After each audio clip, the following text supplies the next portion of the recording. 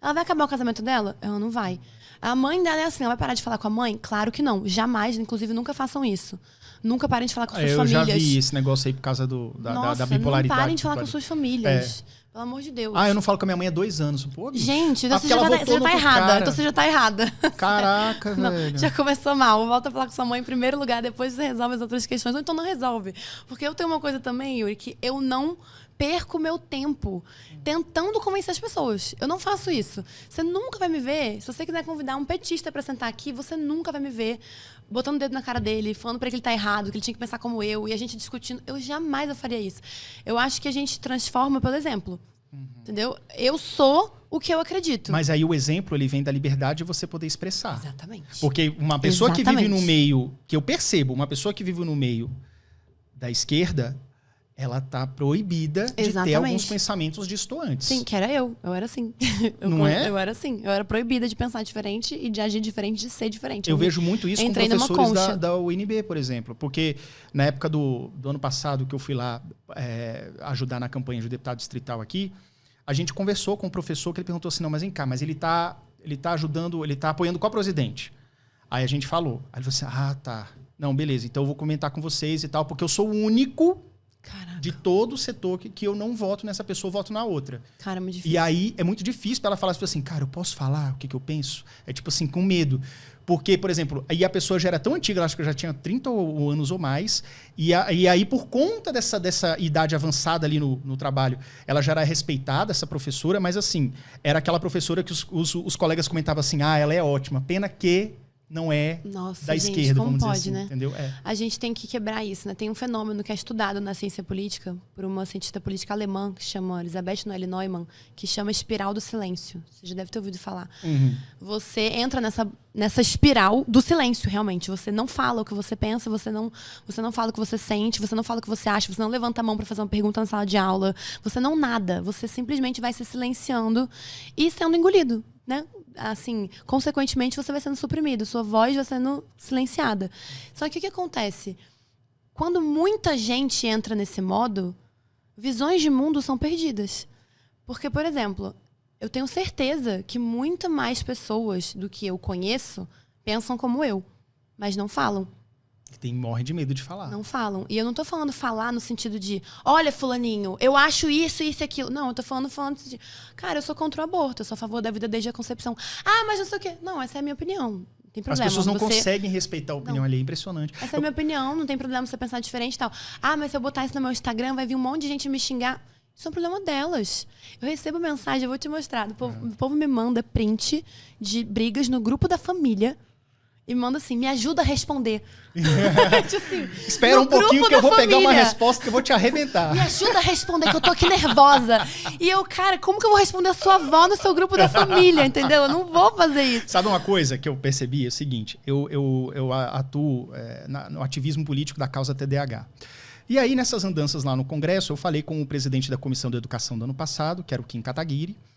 Eu virei para ele e falei assim, deputado, vamos trocar uma ideia aqui que eu preciso trazer esse projeto aqui para você entender a importância desse projeto. Projeto de lei 2630, que fala do TDAH adulto e tal. Aí eu falei, pois não, vamos ali na sala, a gente conversou, cara, ele me ouviu até o final, fiquei conversando com ele tipo 1h, 1h30 mais ou menos, e no final a gente tirou uma foto e ele se comprometeu, falou assim, olha, eu vou estudar direitinho esse projeto para ver se a gente consegue melhorar a situação na próxima votação. Aí eu tirei a foto com ele, que me apoiou o projeto, e postei nas redes.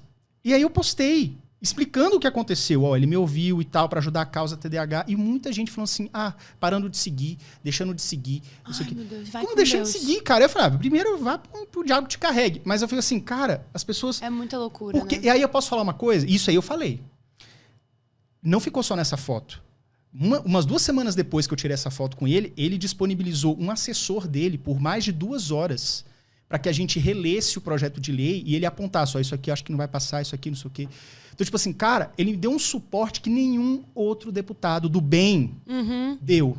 E eu falei isso, eu falei assim, esse deputado aqui, o Kim Kataguiri, ajudou muito a causa. Pois você fez muito bem de falar isso. Pois é. Sabe por quê? Porque isso é a verdade. Não, mas o pessoal vinha no inbox assim, porque ele é contra não sei o quê, ele é contra a educação, um monte de bobagem. Pois assim, mas cara, eu não estava conversando com ele sobre isso. Que loucura, eu estava conversando com ele assim, sobre outro tema e nesse tema ele me apoiou. Exato. Se você quiser tirar uma foto com ele do tema que ele não te apoiou pra falar mal dele, fique à vontade. Exato, cara. Fique à vontade. Então, você vê que louco isso. Eu falei assim, cara, vamos fazer o seguinte, vamos esperar pra ver o que vai dar. Quero ver. Aí deu 2 semanas, eu falei, ó, tá vendo? Ele foi lá e apoiou realmente. Cara, e olha como as pessoas estão intolerantes, né? Adoram falar que a direita é intolerante, mas tem intolerância em todo lugar. Porque pra mim, o que é ser intolerante? Essa pessoa, por exemplo, ela era sua seguidora. Então, ela gosta de você, ela acompanha seu conteúdo, ela acha que o que você tem pra oferecer agrega valor à vida dela. Aí, porque você postou uma foto com uma pessoa que ela não gosta mais de você? Mata o carteiro.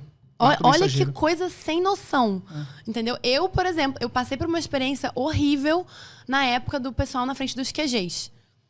Entendeu? Porque eu sou de direita, né, que a gente chama de direita, mas eu não apoiei a ocupação em frente aos QGs. Também não apoiei. Isso foi uma decisão minha pessoal. Eu estava falando que tinha que prender quem estava na frente do QG? Jamais, pelo contrário. Eu defendi até o fim o direito das pessoas estarem onde elas quiserem.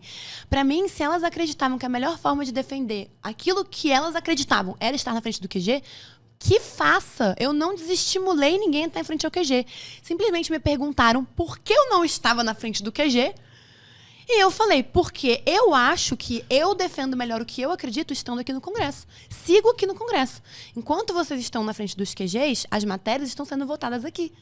Então, na minha cabeça, que bom que eu estou aqui, certo? Mas não, eu fui xingada de traidora, eu fui massacrada de todas as formas que vocês possam imaginar.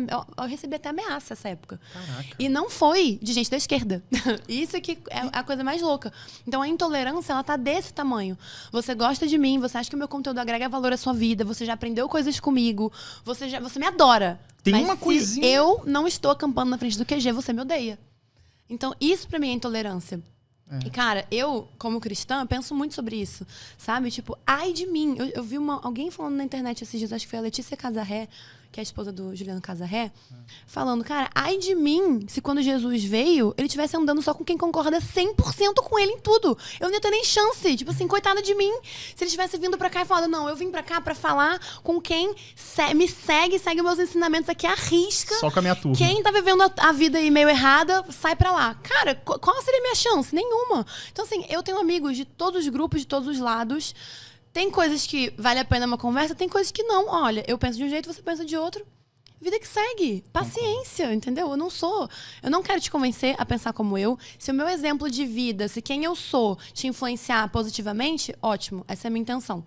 Se não, eu não vou ficar brigando com você aqui. Eu não vou mandar a galera áudio pra sua avó no grupo da família pra você brigar com a sua avó. Eu não vou, entendeu? Você tem que ser uma boa neta. E ponto final, respeitar os mais velhos. Respeita o resto, você tá errada já, entendeu? O resto é a sua opinião.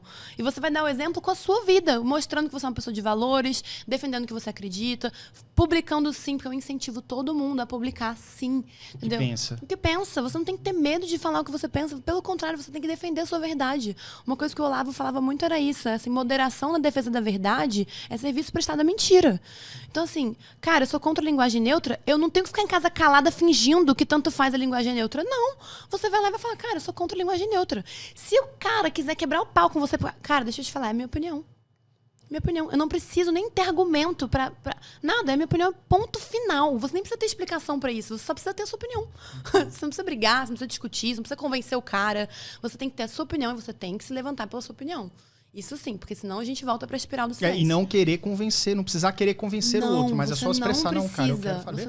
E isso é um exercício, porque assim, as pessoas estão tão com medo de essa onda de censura que rolou, as pessoas estão com tanto medo de se expressar, que é isso, elas ficam na espiral do silêncio, nada acontece, e as poucas pessoas que ousam falar são ceifadas. Agora imagina, se tem alguém com uma caneta maligna aí que fica bloqueando contas, se milhões de contas falarem a mesma coisa, ele vai bloquear os milhões de contas? Exatamente. Que eu pensava é um levante, uma espécie de levante. Eu pensava isso sobre os deputados, na época que eu falei que todo mundo se calou. Eu pensava, cara, censurou 1, censurou 2, censurou 3.